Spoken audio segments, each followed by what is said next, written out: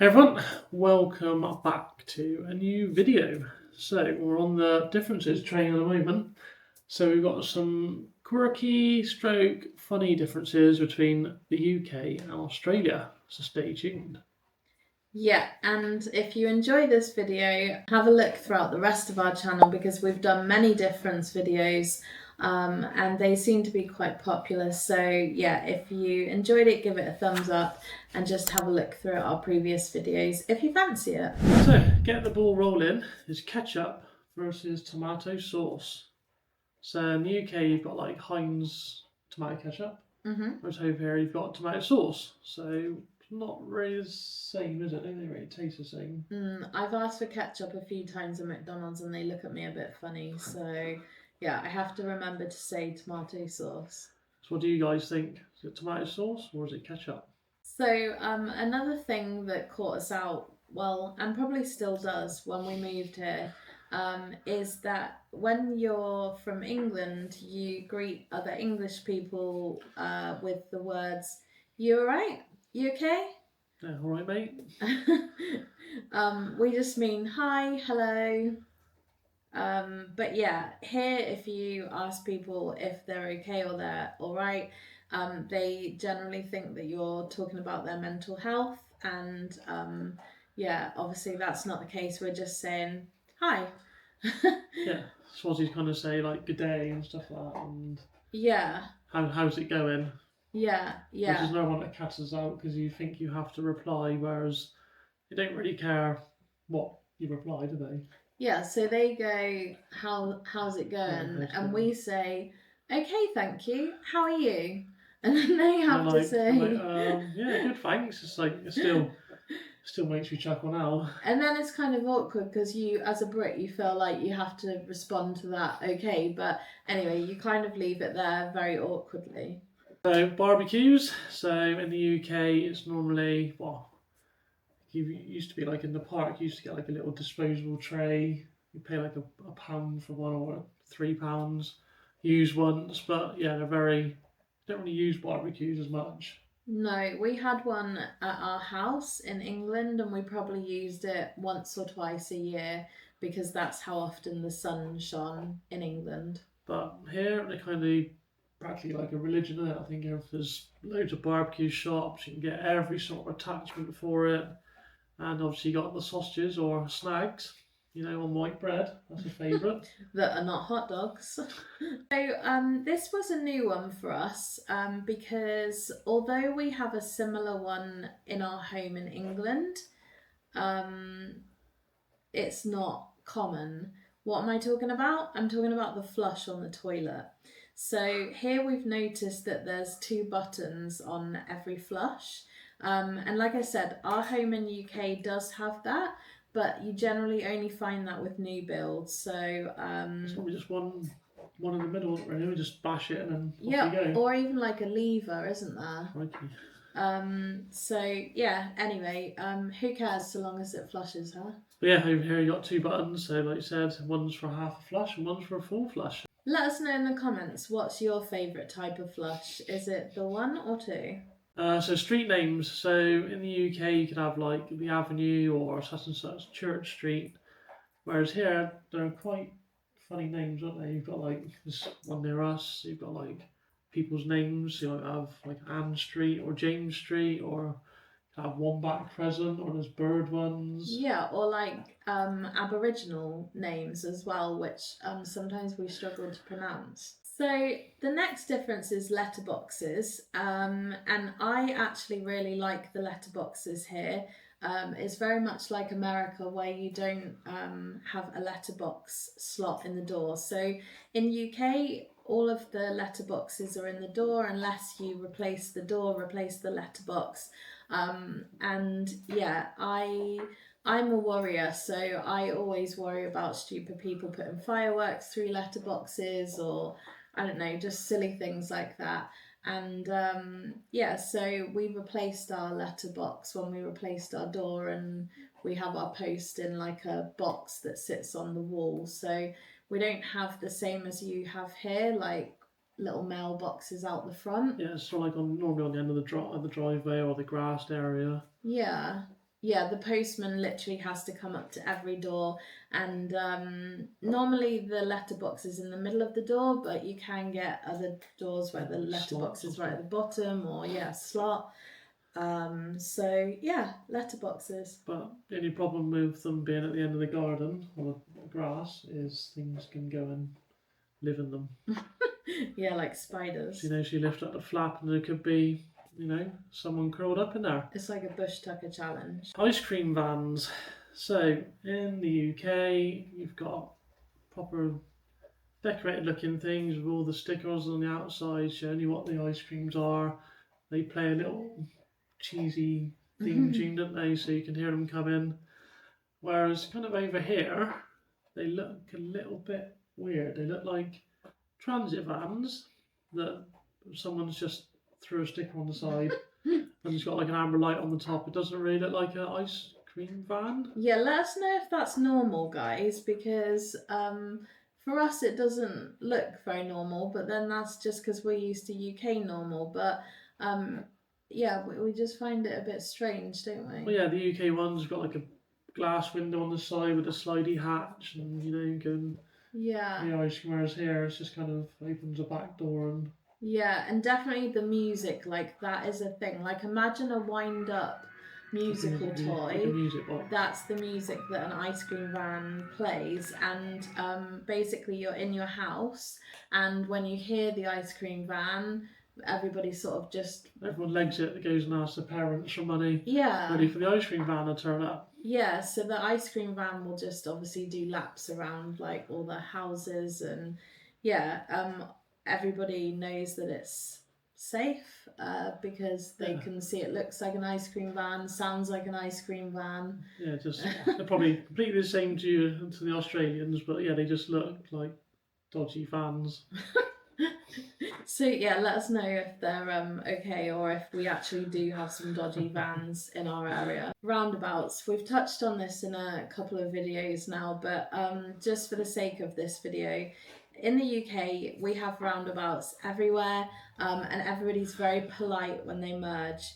In Australia you also have roundabouts, but we talked before in a previous video about this double lane thing, how you can go in the same direction in both lanes. Very confusing, somewhat. Some people don't normally stop either, which is different. You just see someone shoot across. It's like... Yeah, we have noticed that Australians seem to approach junctions quite fast, and it makes us Brits a little bit scared because we approach everything with caution and we don't think that you're going to stop. So yeah, a bit worrying. Good job for that handle up there when you're a passenger. So school uniforms are a little bit different. So I'd say it's a bit kind of smarter in the UK. So you've got ties, blazers, smart shoes, trousers. Whereas here you've kind of got like wide brimmed hats, so quite mandatory because the sunshine. But yeah, obviously it's got to be a bit cooler. But yeah, the school uniforms are a bit different over here. Yeah, I think obviously you've got private school uniforms, and you can generally tell because the big hats are generally the private schools. And then obviously the public school, there's a mixture of formal uniform, and then ours have like sports uniform where they can just wear polo shirt and shorts. There is a school hat, but that's not a mandatory thing. It's really, they have to wear it mandatory if they're going like on a school walk or something. But yeah, definitely UK, there's many blazers and ties, and I guess it's generally just colder for longer, and so they have to dress a bit warmer. But just on the cost of school uniform, here is absolutely crazy.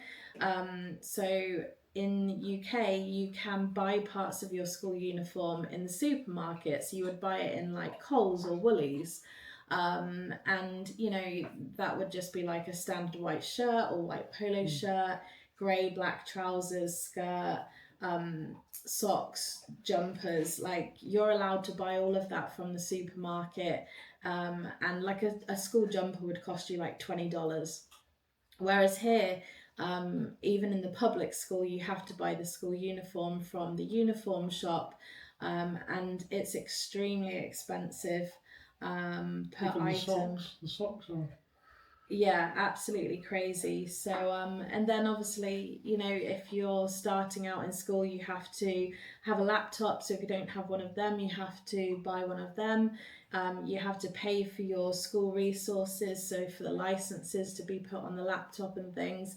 You don't pay for that in UK, and kids don't use laptops in UK either. So yeah, schooling here, whether you're public or private, is definitely more expensive. So back to kind of the barbecue things, so the public barbecue areas. So back in the UK, it was kind of more you go around someone's house and have a barbecue and a few beers and stuff like that. Whereas here, especially like the beach area near us, at the weekends, it's crazy how many people are there with their chairs all round the barbecue areas, and it's just like a big outdoor thing, which obviously you've got the weather for. So yeah, it's big kind of a quirky difference. Yeah, big barbecue culture here.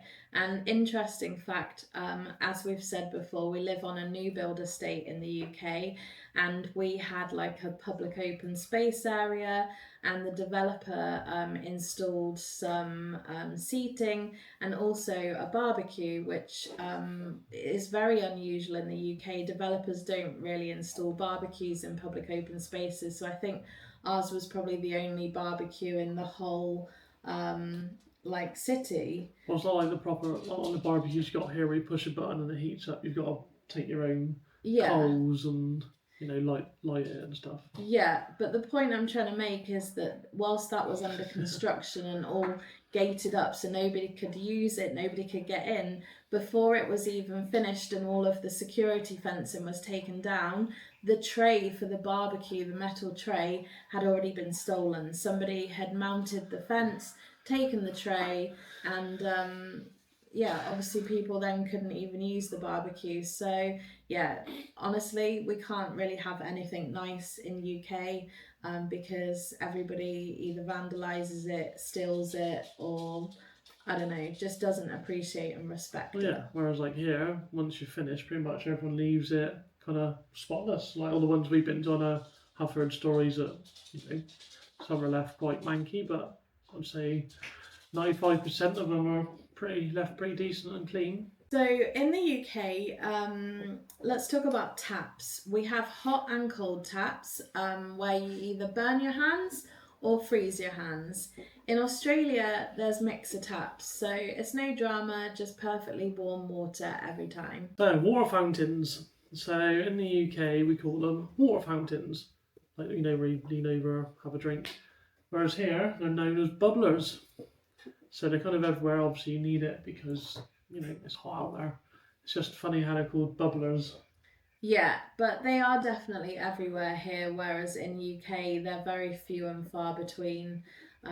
So yeah, it's really nice that you can access water to keep hydrated. And for the dogs and the dog beats, you've got two separate ones. So you got one for the owner, then you've got one on the bottom which you can fill up a little trough for the doggies. Yeah, love that. Okay, so let's talk about shoes inside. So in the UK, they say that shoes generally stay on unless you're visiting a very nice home with perhaps new carpet.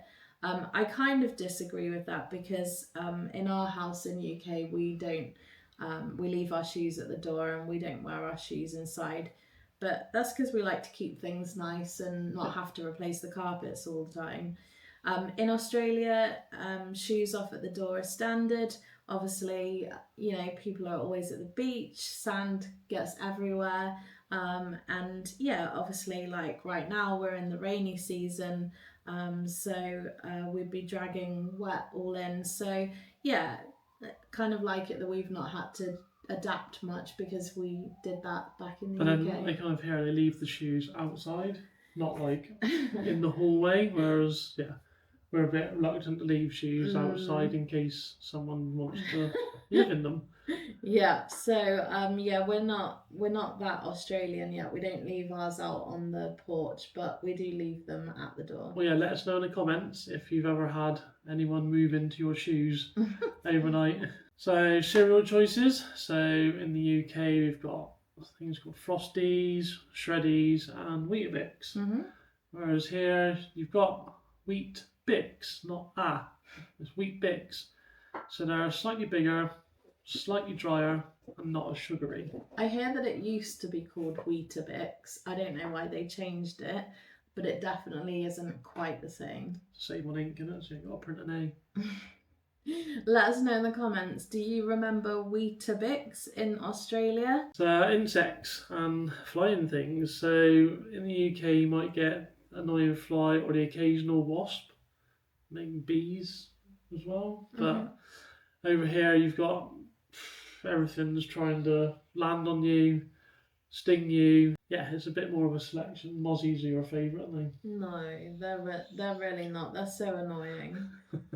But yeah, I think it's obviously why they have like fly nets on the windows and doors.